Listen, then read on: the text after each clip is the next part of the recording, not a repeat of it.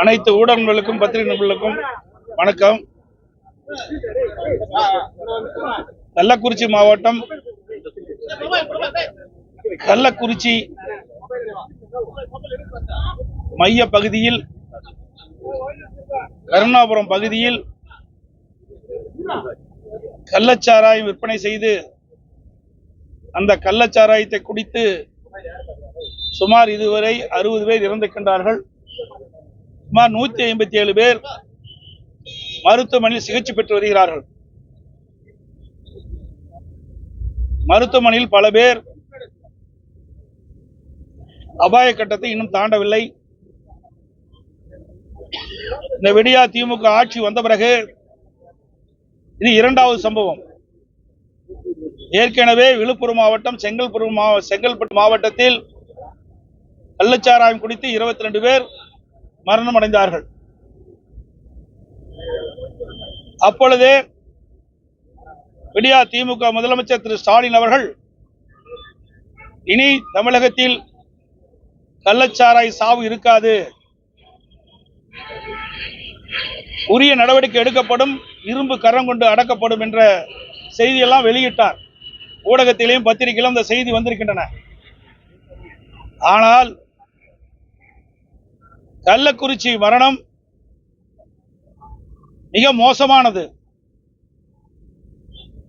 கள்ளக்குறிச்சி நகரத்துடைய மையப்பகுதி, காவல் நிலையத்திற்கும் இந்த கள்ளச்சாராய் விற்பனை செய்த இடத்திற்கும் இடைவெளி சுமார் 300 அடி தூரம். அருகிலேயே நீதிமன்றம் இருக்கின்றது. கள்ளக்குறிச்சி தலையிடமாக கொண்டு மாவட்ட ஆட்சியாளர் அலுவலகம் இருக்கின்றது. மாவட்ட காவல்துறை கண்காணிப்பாளர் அலுவலகம் இருக்கின்றது. அங்கே ஆர்டிஓ அலுவலகம் இருக்கிறது, தாசில்தார் அலுவலகம் இருக்கின்றது. இன்றைக்கு டிஎஸ்பி, இன்ஸ்பெக்டர் எல்லா நிறைந்த அந்த பகுதியில் பகிரங்கமாக கள்ளச்சாராய் விற்பனை தொடர்ந்து நடைபெற்றுக் கொண்டிருக்கின்றது. இந்த ஊடகத்திலும் பத்திரிகையிலும் நீங்கள் செய்தி சேகரிக்கின்ற பொழுது அதை சேகரித்து பத்திரிகையிலும் செய்தி வெளியிட்டிருக்கின்றீர்கள். ஆக கள்ளச்சாராயம் பருகி 18ஆம் தேதி மாலையிலே இந்த கள்ளச்சாராயம் பருகி இருக்கின்றார்கள், குடித்திருக்கின்றார்கள். அப்பொழுதே பாதிப்புள்ளா இருக்கின்றார்கள்.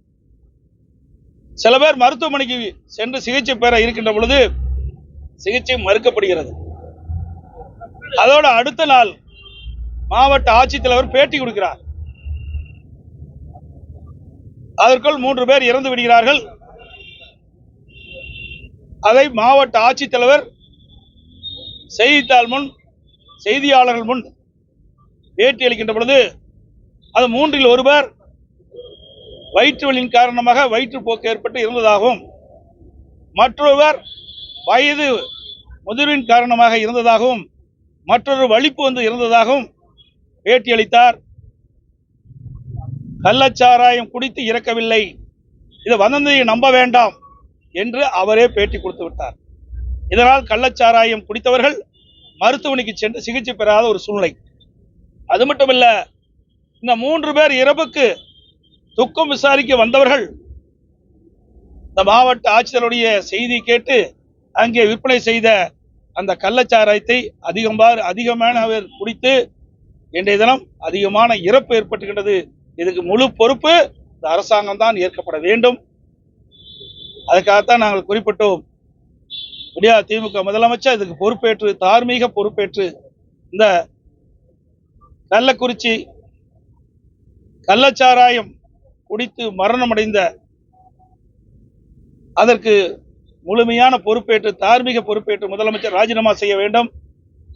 இரண்டாவது, இந்த விசாரணை நியாயமாக நேர்மையாக நடைபெற வேண்டும் என்றால் இதை சிபிஐ வசம் ஒப்படைக்க வேண்டும். அப்பொழுதுதான் நியாயமான விசாரணை நடைபெறும். ஏற்கனவே செங்கல்பட்டு, விழுப்புரம் மாவட்டத்தில் நடந்த அந்த கள்ளச்சாராயம் குடித்து இறந்தவர்களுடைய அந்த விசாரணை சிபிசிஐடியிடம் ஒப்படைக்கப்பட்டது. ஆனால் அது மக்களுக்கு பயனளிக்கவில்லை. இதனால் எந்த பிரயோஜனம் இல்லை. அப்பொழுதும் திமுக கட்சி சேர்ந்தவர்கள் சில அமைச்சர்கள் துணை போனதாக பத்திரிகையிலும் ஊடகத்திலும் செய்திகள் வந்துள்ளன. இப்பொழுதும்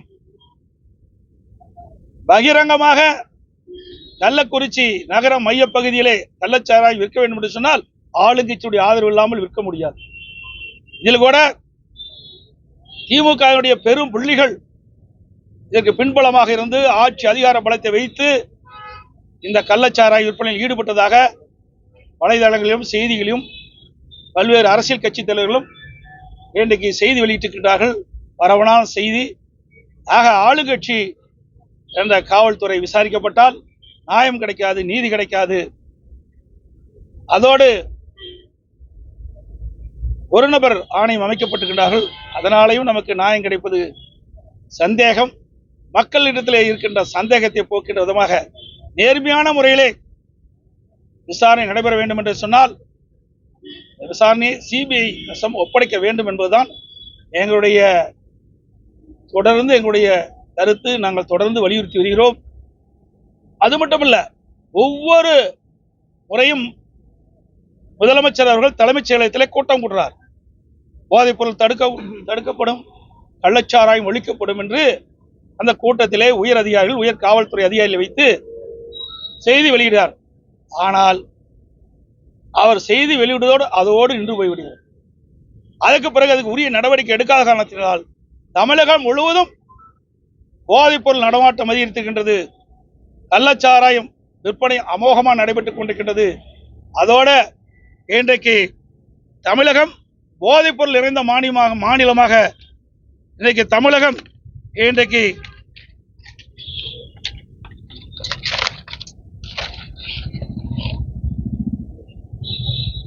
தமிழக போதைப் பொருள் கேந்திரமாக இன்றைக்கு விளங்கிக் கொண்டிருக்கின்றது. இந்த சம்பவம் நடந்த பிறகு கடந்த 3 நாட்களில் 876 கள்ளச்சாராய கைது செஞ்சிருக்கிறாங்க. 861 வழக்குகள் பதிவு செய்யப்பட்டிருக்கின்றன. எங்களுக்கு கிடைத்த தகவலின்படி கள்ளச்சாராய ஊழல்கள் 6000 லிட்டர் அளிக்கப்பட்டிருக்கின்றது. கள்ளச்சாராயம் கண்டுபிடிக்கப்பட்டிருக்கின்றது. இதையெல்லாம் கல்வராயன் மலைப்பகுதியிலே கிடைத்த தகவல். தமிழ்நாடு முழுவதும் கள்ளச்சாராயத்தை இப்பொழுது இந்த அரசு ஆங்காங்கே இன்றைக்கு ரெய்டு பண்ணி இந்த கள்ளச்சாராய ஊழலை அழித்துக் கொண்டிருக்கின்றார்கள். இதையெல்லாம் முன்கூட்டியே செய்யப்பட்டிருந்தால் இந்த உயிரிழப்பு ஏற்பட்டிருக்காது. அது மட்டுமல்ல, இன்றைக்கு கல்வராயன் மலையிலே கள்ளச்சாராயம் காய்ச்சல் என்று சொன்னால் வனத்துறைக்கு தெரியாமல் காய்ச்ச முடியாது. அந்த வனத்துறை அதிகாரிகள் அவர்களுக்கு உடந்தையாக இருந்திருக்கிறார்கள். அவர்களையும் விசாரிக்கப்பட வேண்டும், விசாரணைக்கு உட்படுத்த வேண்டும். இன்றைக்கு காவல்துறையை சேர்ந்த காவலர்கள் எங்கே கள்ளச்சாராயம் காய்ச்சப்படுகிறதோ மலைக்கு சென்று அந்த கள்ளச்சாராய ஊழலை அளிக்கின்றார்கள். அப்படி இருக்கின்ற பொழுது அங்கே வனத்துறையா இருக்கின்ற அதிகாரிகளுக்கு முழுமையாக தெரிந்துதான் இந்த கள்ளச்சாராயம் தொடர்ந்து காய்ச்சி விற்பனை செய்யப்படுகிறது. இது அரசுக்கு முழுமையாக தெரிந்திருக்கும். உளவுத்துறைக்கு ஏன் தெரியவில்லை என்றுதான் சந்தேகம். உளவுத்துறை தோல்வி அடைந்து விட்டதா? நிர்வாக திறமையற்ற அரசாங்கம் பொம்மை முதலமைச்சர் தமிழகத்தை ஆண்டு கொண்டிருக்கின்ற காரணத்தினாலே, உளவுத்துறையின் மூலமாக சரியான தகவல் கிடைக்கப்படாத காரணத்தினாலே இன்றைக்கு இதுவரை சுமார் 60 உயிர்களை நாம் இழந்திருக்கின்றோம். 157 பேர் சிகிச்சை பெற்றவர்கள், இன்னும் பல பேர் அபாய கட்டத்தை தாண்டவில்லை. இதுக்கு முழு பொறுப்பு திராவிட முன்னேற்ற கழகத்தினுடைய தலைவர் இன்றைய முதலமைச்சர் திரு ஸ்டாலின் அவர்கள் தான் பொறுப்பேற்று தார்மீக நீதியாக ராஜினாமா செய்ய வேண்டும். இந்த விசாரணை உண்மையாக நேர்மையாக நீதி நிலைநாட்டப்பட வேண்டும் என்றால் சிபிஐ விசாரிக்கப்பட வேண்டும். அதைத்தான் ஆளுநரை சந்தித்து முழுமையாக என்னென்ன தமிழகத்தில் நடந்தது என்ற விவரத்தை எல்லாம் சுட்டிக்காட்டி நாங்கள் மனுவாக அளித்திருக்கிறோம். சிபிஐ விசாரணை கடந்த காலங்கள்ல என்ன அவுட்கம் கொண்டதற்கு சிஎம் என்ன ஹவுஸ்ல என்ன பேசியிருக்காரு சொல்லுங்க. அதாவது என்னை பத்தி ஒரு குற்றம் சொல்லியிருக்காரு. ஆர்எஸ் பாரதி சிபிஐ கேட்கல, அதை முதல்ல தெரிஞ்சுங்க. அது கூட தெரியாத முதலமைச்சர் பேசுறாரு. அப்படிப்பட்ட முதலமைச்சரை வச்சுட்டு இந்த நாடு எப்படி உருப்படி ஆகும்? என்னுடைய கேஸ்ல அவர் வழக்கு போடுறார், அதாவது வழக்கு கூட பதிவு செய்யறார். எதுல? லஞ்ச ஒழிப்புத்துறையில. லஞ்ச ஒழிப்புத்துறை குறிப்பிட்ட காலத்தில் அது விசாரிக்காத காரணத்தால் நீதிமன்றத்துக்கு போறார். நீதிமன்றத்தில் என்ன சொல்றார்? இதை விசாரிக்கப்படணும் தான் சொல்றார். சிபிஐல அவர் கேட்கல. ஆனா நீதிமன்றம் தான் இதை சிபிஐ விசாரிக்கணும்னு சொல்லுது. அதை எதிர்த்தான் நான் அங்க போனேன். அங்க போகும்போது எதிர்கட்சியா இருக்கும்போது சிபிஐ கேட்டாங்க. ஆளுங்கட்சியா வந்தபோது உச்ச நீதிமன்றத்தில் சிபிஐ வேண்டாம், இங்க மாநிலத்துக்கு லஞ்ச ஒழிப்புத்துறையை விசாரிக்கிறாங்க. இப்படிப்பட்ட முதலமைச்சர் தான் தமிழ்நாடு முதலமைச்சர். உண்மையை தெரிஞ்சு பேச வேணும். இந்த விவகாரத்துல அதிமுக அது மட்டும் இல்ல, உச்சநீதிமன்றத்திலிருந்து உயர்நீதிமன்றம் கேஸ் விசாரிக்கணும் வந்தோடனே RS பாரதி இந்த வழக்கை திரும்ப பெறன்னு சொல்றாரு. அப்படின்னா பொய் வழக்கு தான் போட்டிருக்காங்க. நான் வழக்கு திரும்ப பெற மாட்டேன், முதலமைச்சர் சொல்லிட்டாங்க, திமுக கட்சி சேர்ந்து சொல்லிட்டாங்க, உண்மை நேரம் நாட்டு மக்களுக்கு தெரிவிக்க வேண்டும் என்ற அடிப்படையில் RS பாரதி தொடர்ந்த அந்த வழக்கை நடத்த வேண்டும் என்று நடத்தி நிரபராதியை நிரூபிச்சேன். இந்த மனுவை நீங்க வெறும் போதைப் பொருள் தமிழ்நாட்டில் போடக்கூடிய போதைப் பொருள் சம்பந்தம் மட்டும்தான் அளிக்கிறீங்களா, இல்ல வேற என்ன பிரச்சனைகளா சொல்றீங்க? கள்ளச்சாராய உள்ளிட்ட இந்த கள்ளச்சாராயத்தால் ஏற்பட்ட மரணம், இந்த கள்ளச்சாராய் எப்படி எல்லாம் விற்கப்படுகிறது, எங்கெங்கிறதெல்லாம் வருது, இதுக்கு யாரெல்லாம் மூல காரணம், இதையெல்லாம் முழுமையாக விசாரிக்க வேண்டும். இதற்கு CBI விசாரணை தான் சிறந்தது. அப்பொழுதுதான் உண்மைத்தன்மை தெரியும். மாநில அரசு கட்டுப்பாட்டில் இருக்கின்ற காவல்துறை அதிகாரிகள் விசாரித்தால் நியாயம் கிடைக்காது. இதை நடுநிலையோடு மக்களுடைய நலன் கருதி ஏழை எளிய மக்கள் மேலும் பாதிக்கக்கூடாது. அந்த அடிப்படையிலே நாங்கள் மேதக ஆளுநரை சந்தித்து இதை நியாயமான விசாரணை நடப்பதற்கு CBIக்கு பரிந்துரை செய்ய வேண்டும் என்று நாங்கள் ஆளுநர் நீங்க கொடுக்கிற மனுவை படிச்சு பார்த்து இதில் என்னென்ன இருக்கின்றது என்பதை எல்லாம் ஆய்வு செய்து உரிய நடவடிக்கை எடுப்பதாக தெரிவித்தார். அதே அதிமுகவினருக்கு தொடர்பு இருக்கிறது. இது வந்து விக்கிரவாண்டி பை எலெக்ஷனுக்கு முன்னாடி இருந்த ஒரு சூழ்ச்சி அப்படின்னு சொல்றாரு. யார் சூழ்ச்சி? எதுக்கு அவர் அமைச்சா MLA எல்லாம் பதறி போய் பேட்டி கொடுக்குறாங்க? இதெல்லாம் வேண்டும் என்று திசை திருப்புறாங்க. இது யாருடைய ஆட்சி? திமுக ஆட்சி. இன்றைக்கு 6000 லிட்டர் ஊரல ஒழிச்சிருக்கான்னு சொன்னா அப்ப யாருடைய ஆட்சியில் இருக்குது? யாருடைய ஆட்சியில் கள்ளச்சாராயம் காய்ச்சறாங்க? சிந்திச்சு பாருங்க. நகர நீங்க தானே போய் எல்லா இடத்துலயும் ஊடகத்திலையும் பத்திரிகையாளரும் போய் ஒவ்வொரு இடத்துல பேட்டி கேட்டீங்க. அந்த பேட்டியில மக்கள் என்ன சொன்னாங்க? இங்க தங்குதடை இல்லாம கள்ளச்சாராய் விற்பனை நடைபெற்றுக் கொண்டிருக்கிறது. உங்க ஊடகத்திலையும் பத்திரிகையில வந்த செய்தி தான் நான் சொல்றேன். நாங்களும் RS பாரதி மாதிரி சொல்லல. வயசாகி போச்சு, மாறி போச்சு, அதனால ஏதோ பேசுறாரு, வேற ஒண்ணும் இல்ல. அதுதாங்க வயது முதிர்ந்து விட்டது, சிந்தனை மாறி போயிடுச்சு, அதனால ஏதோ பேசுறதுக்காக பேசுறாரு. இது நாட்டு மக்கள் அத்தனையும் தெரியும், ஊடகத்துக்கும் பத்திரிகையும் தெரியும். நீங்க தாங்க வெளிச்சத்துக்கு கொண்டாந்தீங்களா இல்லையா? நீங்க ஒளிபரப்பு செய்தி உண்மையா பொய்யா? இப்ப நான் நிருபர்ல கேட்கிறேன், பத்திரிகையாளர் கேட்கிறேன், செய்தியாளர் கேட்கிறேன், தொலைக்காட்சி கேட்கிறேன், நீங்க வெளியிட்ட செய்தி உண்மையா பொய்யா? அதை நீங்க முடிவு பண்ணுங்க. நீங்க நாட்டு மக்களுக்கு உங்களுடைய தொலைக்காட்சியின் மூலமாக காட்டினீங்களா?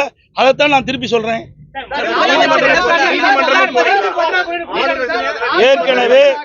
ஏற்கனவே அனைத்து இந்திய அண்ணா திராவிட முன்னேற்ற கழகத்துடைய வழக்கறிஞர் பிரிவை சேர்ந்தவர்கள் நீதிமன்றத்தில் இது வழக்கு தொடர்ந்திருக்கிறோம். இன்னைக்கு வழக்கு நடைபெற்றுக் கொண்டிருக்கின்றது. இந்த வழக்கு நேர்மையாக நியாயமாக நடைபெற வேண்டும். அதற்காக CBI விசாரணை வேண்டும் என்று கேட்டுக்கிறோம். அதற்கு நியாயம் கிடைக்கும் என்று எதிர்பார்க்கின்றோம். தமிழக அரசு இன்றைய முதலமைச்சர் ராஜினாமா செய்யும். முதலமைச்சர் என்ன சொல்றாரு? அந்த மலைப்பகுதியில கள்ளச்சாராயம் காய்ச்சப்படுவதாக அந்த பகுதி மக்கள் குற்றம் சாட்டுறாங்க. நமது ஆட்சி காலத்திலும் அது போன்ற விவகாரங்கள் அங்க நடைபெற்றதா? நம்ம என்ன நடவடிக்கை? என்ன ஆதாரம் இருக்குது? நீங்க சொல்றீங்களா என்ன ஆதாரம் இருக்குது? 40 ஆண்டு காலம் என்ன ஆதாரம் இருக்குது? இப்ப ஆதாரத்தோட கொடுக்குறாங்க. அப்படி இருக்கிற பொதுமக்கள் தகவல் தெரிஞ்சுக்கணும்ல. ஆனா எங்களுடைய சட்டப்பேரவை உறுப்பினர் அந்த கள்ளக்குறிச்சி மாவட்டத்தில் கள்ளக்குறிச்சி சட்டமன்ற தொகுதிக்கு உட்பட்ட பகுதியில் கள்ளச்சாராயம் அமோகமாக விற்பனை செய்யப்படுகிறது, போதைப்பொருள் நடமாட்டம் அதிகமாக இருக்கின்றது, இதனால் மக்கள் பாதிக்கிறாங்க அப்படின்னு 29/3/2023 அன்று இன்றைக்கு கவன ஈர்ப்பு தீர்மானத்தை கொண்டு வருவதற்கு பேரவைத் தலைவர்கிட்ட கொடுத்தார். அதையும் நிராகரிச்சுட்டாங்க. அப்பொழுதாவது இந்த அரசு விழித்துக் கொண்டு சட்டமன்ற உறுப்பினர் கொடுத்திருக்கிறாங்களே அந்த கவன ஈர்ப்பை எடுத்து அந்த கவன ஈர்ப்பிலே இன்றைக்கு ஒரு வாதம் நடைபெற்றிருந்தால் செய்தி போய் தடுத்திருக்கலாம். அதுக்கு பிறகு இந்த சம்பவம் நடைபெறுவதற்கு ஒரு 5 நாட்களுக்கு முன்பு தொலைபேசியின் வாயிலாக மாவட்ட காவல்துறை கண்காணிப்புடன் பேசுறார். இன்றைக்கு கள்ளக்குறிச்சி சட்டமன்ற தொகுதியில கள்ளச்சாராயம் அதிகமாக விற்பனை செய்யப்படுகிறதை தடுத்து நிறுத்துங்கள் என்று. அதுக்கு பிறகு அன்றைய தினம் சம்பவம் நடந்த காலையில நேரிலே பார்த்திருக்காரு. பார்த்து கள்ளக்குறிச்சி சட்டமன்ற தொகுதிக்கு உட்பட்ட பல இடங்களில கள்ளச்சாராய விற்பனை அமோகமாக விற்பனை செய்கிறது, இதை தடை செய்யுங்கள் என்று மீண்டும் வலியுறுத்தினார். எந்த நடவடிக்கை எடுக்கலையே. அது மட்டும் இல்ல, நீங்க பாத்தீங்கன்னா இன்னொரு வேடிக்கை, இன்னைக்கு கடலூர்ல கடந்த ஏப்ரல் மாதம் இறுதியில் கடலூர் மாவட்டம் ஸ்ரீ முஷ்டம் காவல் நிலைய எல்லைக்கு உட்பட்ட அந்த பகுதியில் கண்டியாகுப்பம் இயேசுதாஸ் என்பவர் தன்னுடைய பகுதியில் கள்ளச்சாராயம் விற்கப்படுவதாக அங்கு இருக்கின்ற காவல்துறை ஆய்வாளருக்கு புகார் கொடுக்கிறார். உடனே காவல்துறை ஆய்வாளர் யார் கள்ளச்சாராயம் விற்கிறாங்களோ அவருக்கு தகவல் கொடுக்கிறார். உடனே கள்ளச்சாராய வியாபாரி இந்த இயேசுதாஸை தாக்க போறார். பயந்து ஓடி போய் ஒளிஞ்சுக்கிட்டார். அப்ப மீண்டும் அவர் இந்த செய்தி சமூக வலைத்தளம் எல்லாம் வந்தது. எதற்காக சொல்றேன்னு, இன்றைக்கு காவல்துறை அதிகாரிகிட்ட இந்த செய்தி சொன்னா இவர்கள் அந்த கள்ளச்சாராய விற்பனை செய்கின்ற அவரிடத்துல தொடர்பு இருக்கிற காலத்தில் அவர்கிட்ட சொல்லி மிரட்டப்படுறாங்க. அதனால மக்களை பயந்துக்கிறாங்க. அது மட்டும் இல்ல, இன்னொன்னு வேடிக்கையான சமாச்சாரம். இப்படிப்பட்ட ஸ்ரீ முஷ்டம் காவல் நிலையத்தில் ஆய்வாளராக இருந்த இவர் இப்ப கள்ளக்குறிச்சி நகரத்துக்கு ஆய்வாளராக போட்டிருக்காங்க. நேற்று தினம் பதவி ஏற்றிருக்காரு.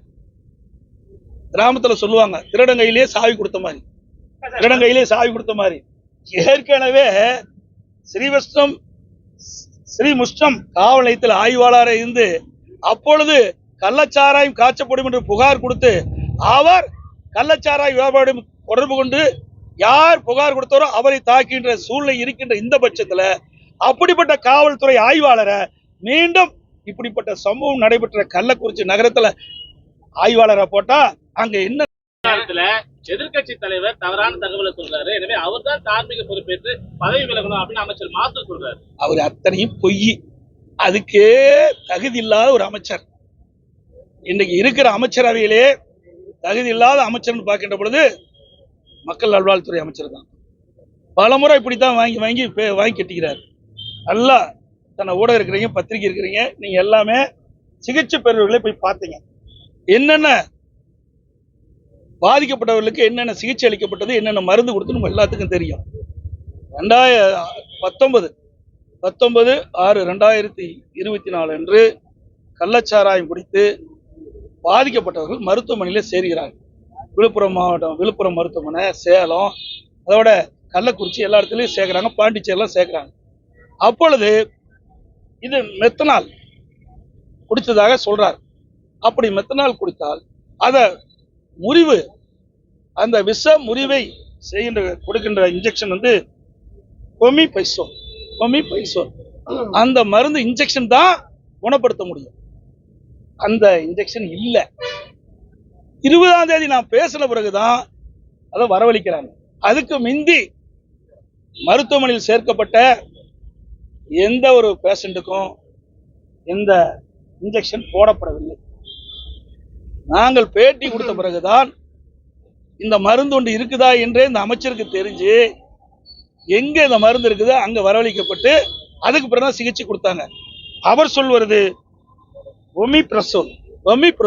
அது அல்சருக்காக கொடுக்கப்பட்ட மருந்து. இன்னைக்கு பாண்டிச்சேரியில் கூட சொன்னார், இங்க எல்லா பேட்டியிலும் வந்திருக்குது. அவர் தான் ராஜினாமா பண்ணணும். ஏன்னா உரிய முறையில பாதிக்கப்பட்ட அந்த மக்களுக்கு உரிய முறையில சிகிச்சை அளிக்காத அமைச்சர் அவருடைய இலக்காதான்.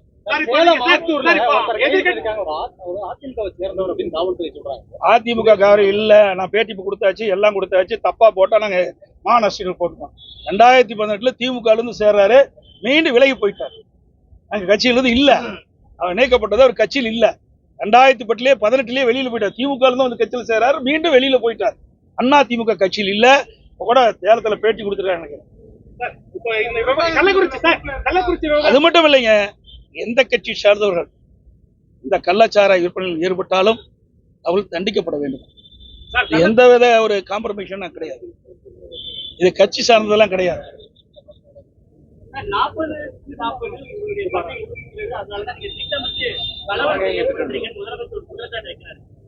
எந்த இடத்துல கலவரம் ஏற்பட்டு சொல்லுங்க.